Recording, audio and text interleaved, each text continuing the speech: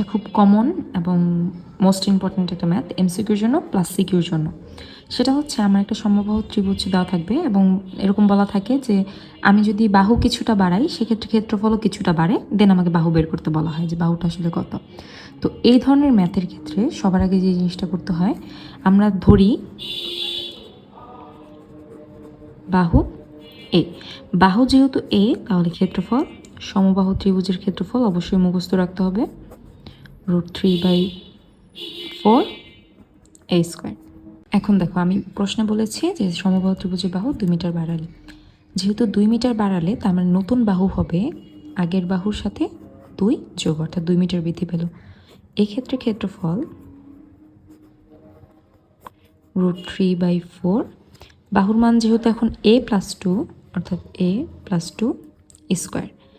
এখন আমাকে বলছে যে যদি আমি বাড়াই সেক্ষেত্রে ক্ষেত্রফল 6√3 বাড়ে। সেক্ষেত্রে আমি দুইটা ক্ষেত্রফল পেয়েছি, অর্থাৎ দ্বিতীয় ক্ষেত্রফল থেকে আমি যদি প্রথম ক্ষেত্রফল বিয়োগ দিই তাহলে আমার প্রশ্নে বলা আছে 6√3 বাড়বে, অর্থাৎ দ্বিতীয়টা থেকে প্রথমটা বিয়োগ দিতে হবে এবং বিয়োগফল প্রশ্ন অবশ্যই বলে দেওয়া থাকবে। এখন দেখো এই দুইটা অংশের মধ্যেই √3/4 আছে, অর্থাৎ আমি এটা কমন নিলাম।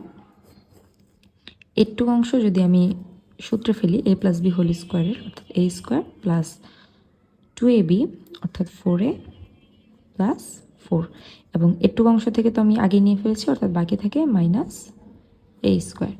সমান 6√3।